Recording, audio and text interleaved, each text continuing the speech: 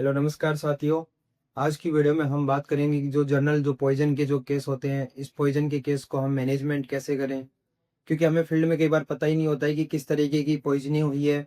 वो खाली हम सिम्टम के बेसिस पे ही हम आइडेंटिफाई करते हैं कि हाँ, इस तरीके का जो पॉइजन हो सकता है। तो अगर पॉइजन का कैसा भी केस हो तो हमें उनको लगभग 4 स्टेप में हमें उनको कंट्रोल करना होगा। सबसे जो पहली स्टेप होती है, हमें पहले उसका जनरल मैनेजमेंट करना होगा। दूसरा, हमें उसको जो कॉमन एंटीडोट है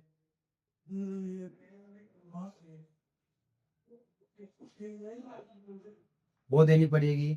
तीसरा जो है, हमारा जो स्पेसिफिक एंटीडोट है उससे ट्रीट करना पड़ेगा। चौथा जो हमारा है वो हमें सिम्टोमेटिक ट्रीटमेंट करना पड़ेगा। मतलब हमारे जो पॉइजन के जो केस होते हैं उनको हम इन 4 स्टेप से कंट्रोल कर सकते हैं। सबसे पहले आता है उसका जनरल मैनेजमेंट। जनरल मैनेजमेंट का मतलब है कि अगर किसी खाने पीने की वजह से हुआ है तो जो पशु वहाँ के आसपास की जो भी चीजें खा रहा है, एक बार तो उसको बिल्कुल भी अवॉइड करवाएं। उसको वो ना तो कोई भी उस तरीके का वो वहाँ पे जो पानी है वो पानी नहीं पिलाए, और जो चारा पहले खा रहा था उस चारे को बिल्कुल बंद करवा दें। उसको नया चारा और नया पानी बिल्कुल फ्रेश ये अवेलेबल कराएं। दूसरी चीज होती है कि जो इसमें जो पॉइजन्स होते हैं, पॉइजन के टॉक्सिन दो तरीके से एनिमल को नुकसान पहुंचाएंगे। एक तो उसके वो उस समय ह्यूमन में रहेंगे, और दूसरा जो टॉक्सिन है वो उसके ब्लड के अंदर रहेंगे। अगर हमने उन दोनों जगह से टॉक्सिन को अगर कंट्रोल कर लिया तो हम पॉइजन के केस को आराम से हैंडल कर सकते हैं। लेकिन जो ह्यूमन के जो पॉइजन है इनको कंट्रोल करने के हमारे पास एक तरीका है कि हम उसकी गैस्ट्रिक लेवाज करा दें, कि हम उसके अंदर रूमिनल ट्यूब डाल के जो भी उसके अंदर ह्यूमन का जो कंटेंट हो उसको बाहर निकाल सके जितना जल्दी हो सके। एक तरीका ये है। दूसरा, हम ये करवा सकते हैं उसमें कि हम कुछ ऐसी चीज दें जिसकी वजह से उसे डायरिया लग जाए, ताकि वो जल्दी से जल्दी जो टॉक्सिन ह्यूमन में है वो शरीर से बाहर हो जाए। तो जो हम अगर डायरिया लगवाने के लिए हमें परगेटिव, ये जो लग्जेटिव जो ड्रग्स हैं इनका यूज करना पड़ेगा। इसके लिए हम यूज कर सकते हैं आप लिक्विड पैराफिन के साथ में मैग्नीशियम सल्फेट।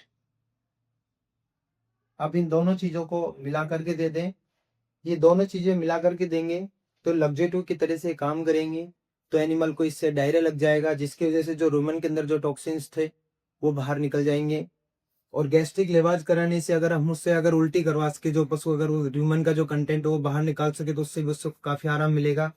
लेकिन अगर कोई जो स्मॉल एनिमल है जिनके अंदर हम गैस्ट्रिक लेवाज नहीं करा सकते, अगर उनके अंदर उल्टी करानी है तो आप उनके लिए आप थोड़ा सा गुनगुना पानी लें और उसमें हाई सेचुरेटेड नमक का पानी बना ले। वो बहुत सारा उसमें नमक मिला दे बिल्कुल, और उस पानी को आप पिला दें। उसको पिलाते ही एनिमल तुरंत उल्टी कर देगा जो छोटा है। तो इस तरीके से हम उसका जनरल मैनेजमेंट कर सकते हैं। दूसरा ये था कि जो टॉक्सिन्स ब्लड के अंदर पहुंच चुके हैं इसके लिए हमें उन्हें फ्लूइड थेरेपी देनी चाहिए। फ्लूइड थेरेपी में आप डेक्सट्रोज 25% लें, क्योंकि डेक्सट्रो 25% है, ये ब्लड से बहुत जल्दी स्पीड से जो भी टॉक्सिन्स ब्लड के अंदर गए हैं उनको बहुत जल्दी रिमूव करा देगा। इस तरीके से हम उसका जनरल मैनेजमेंट कर सकते हैं। और जो दूसरा मैनेजमेंट है हमारा, जो कॉमन एंटीडोट में हम यूज करेंगे जो हमारा जो यूनिवर्सल जो एंटीडोट है। यूनिवर्सल जो एंटीडोट है वो एक्टिवेटेड चारकोल को माना गया है।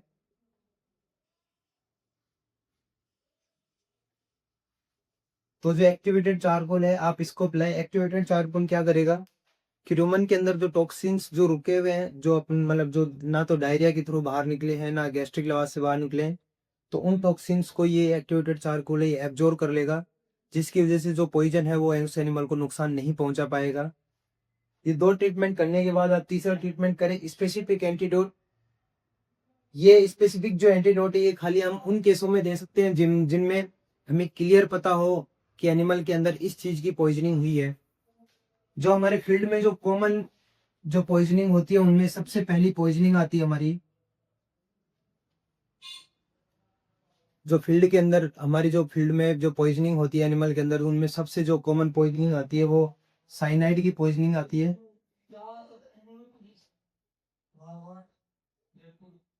जो साइनाइड पॉइजनिंग है ये ज्वार के खाने की वजह से होती है मेनली। जो साइनाइड की पॉइजनिंग होगी तो जो इसका जो एंटीडोट है वो सोडियम थायोसल्फेट और सोडियम सोडियम थायोसल्फेट और सोडियम नाइट्रेट। ये इसका स्पेसिफिक एंटीडोट है। अगर आपको कंफर्म हो कि इस एनिमल के अंदर साइनाइड की पॉइजनिंग है तो आप इस चीज से उसका ट्रीटमेंट करें।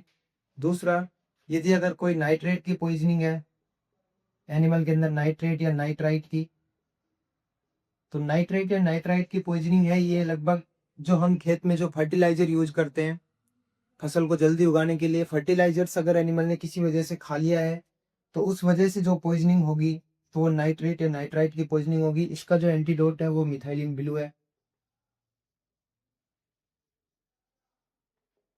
और जो हमारी जो तीसरी एनिमल के अंदर जो कॉमन पॉइजनिंग होती है वो होती है ऑर्गेनोफॉस्फेट की पॉइजनिंग। जो हम ये जो पेस्टिसाइड्स और इंसेक्टिसाइड जो यूज करते हैं उनके अंदर ऑर्गेनोफॉस्फेट आता है। अगर ऑर्गेनोफॉस्फेट की पॉइजनिंग है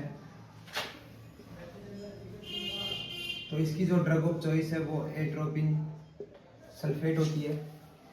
इस तरीके से अगर हमें किसी स्पेसिफिक पॉइजन का अगर पता हो तो उसके स्पेसिफिक एंटीडोट आप यूज करें। अगर हमें उसका नहीं पता है तो आप उसे पहले एक्टिवेटेड चारकोल दे दें या फिर लिक्विड पैराफिन और मैग्नीशियम सल्फेट देकर उसे डायरिया लगवा दें, उसे उसकी गैस्ट्रिक लेवाज करा दें और उसे आप फ्लूइड थेरेपी दें।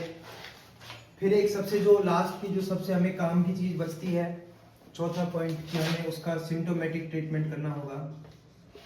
जो सिम्टोमेटिक ट्रीटमेंट है, अगर पशु में उस पॉइजन की वजह से यदि अगर कन्वल्जन आ रहे हैं, कन्वल्जन का मतलब यदि अगर उसमें मिर्गी के दौरे आ रहे हैं और वो बार बार अपने पैरों को पछाड़ रहा है, नीचे गिर रहा है, उठ रहा है, तो उस समय आप सेडेटिव का यूज़ कर लें जो मसल्स रिलैक्सेंट होते हैं। जैसे हमारे सबसे बेस्ट है इसमें डायज़ेपाम।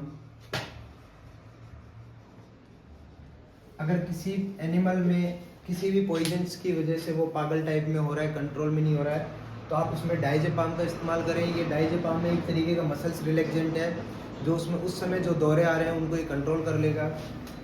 दूसरा, यदि अगर एनिमल आपको लग रहा है कि शॉक की कंडीशन में जा रहा है या जा सकता है अभी, तो शॉक की कंडीशन से बचने के लिए आप स्टेरॉइड का इस्तेमाल करें जो भी आपके पास उस समय अवेलेबल हो।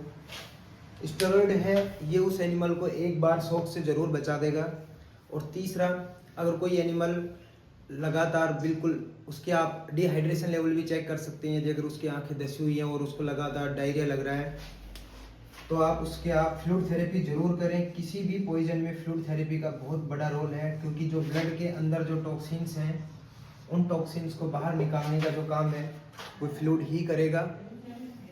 तो कुल मिला के इतना है कि हम दो तरीके से किसी भी पॉइजन को हमें कंट्रोल करना है। एक तो उसके जो ह्यूमन के अंदर जो पॉइजन है उसको बाहर निकालना है। दूसरा, जो उसके ब्लड के अंदर जो टॉक्सिन्स पहुंच चुके हैं उनको हमें बाहर निकालना है। तो जो ह्यूमन की जो पॉइजन है इनको हम या तो मुंह के थ्रू गैस्ट्रिक लिवाज करा के बाहर निकालें या फिर उसको डायरिया करवा के बाहर निकालें। और जो ह्यूमन के अंदर जो टॉक्सिन्स जो बच चुके हैं उनको हम एक्टिवेटेड चारकोल से एब्जॉर्ब करा सकते हैं। दूसरा, जो ब्लड के अंदर जो टॉक्सिन्स पहुंच चुके हैं उनको हम फ्लूइड थेरेपी से न्यूट्रलाइज या फिर उनको बॉडी से बाहर निकलवा सकते हैं। और बाकी फिर जो सिम्टोमेटिक ट्रीटमेंट आपको करना ही है। तो दोस्तों, अगर आपको ये वीडियो अच्छी लगी हो तो अपने दोस्तों के साथ इसे शेयर करें और आपने अभी तक चैनल को सब्सक्राइब नहीं किया है तो सब्सक्राइब जरूर कर लें। धन्यवाद।